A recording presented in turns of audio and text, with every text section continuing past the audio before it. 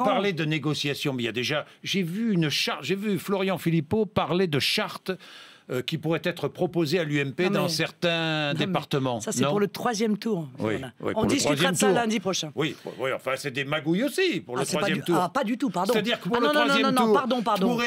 pour élire le patron du département, vous êtes prêt à passer des accords à gauche et à droite? Non, mais pardon. C'est pas à gauche et à droite? Non, mais pardon. Excusez-moi. Alors, allez-y. J'enlève le mot magouille? Oui, vous pouvez le retirer, parce que c'est de la politique avec un grand P. Mais ce que fait le PS et ce que fait l'UMP... Laissez-moi parler. Non, mais d'accord. Nous sommes là pour faire respecter la volonté de nos électeurs. Donc, à partir du moment où nous avons la possibilité d'être arbitre, nous allons proposer 5 ou 6 points qui sont essentiels dans l'esprit de nos électeurs, car c'est pour cela qu'ils ont voté pour nous au départemental.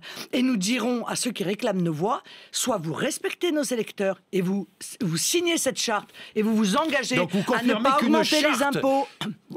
Attendez, vous allez entrer. Je vais vous demander ce qu'il y a dans cette charte. Vous confirmez que vous allez proposer une charte. Si on nous demande nos voix, oui. À qui?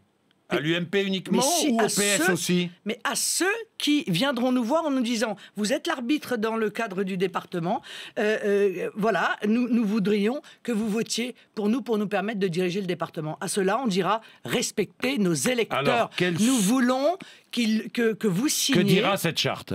D'abord, je vous le dirai lundi, car pour l'instant, elle n'a pas été déterminée.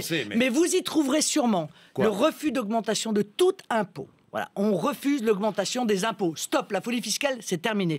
La lutte contre le communautarisme et la défense de la laïcité.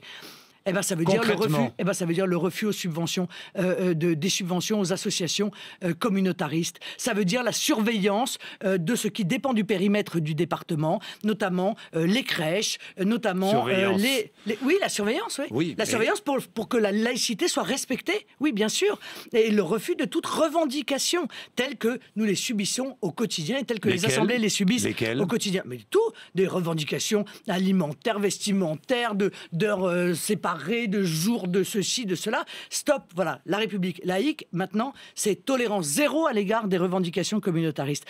Ça va être la défense, notamment, peut-être du petit commerce, du commerce de proximité et des services publics dont nous voyons... Mais écoutez, ça veut dire que le département n'a aucune compétence, aucune capacité. Moi, si vous voulez diriger les départements, dites-moi ce que vous voulez en faire. Bien entendu, mais c'est ce que je suis en train de vous dire. Et puis, ça va être la lutte contre la fraude. Car il y a de la fraude, et notamment de la fraude au RSA. La fraude, c'est du vol. On vole les contribuables lorsque l'on fraude. Je pense qu'à l'égard de la fraude, il faut maintenant qu'il y ait, avec évidemment les organismes chargés de cela, une vraie politique qui vise à vérifier, à surveiller les conditions d'attribution du RSA.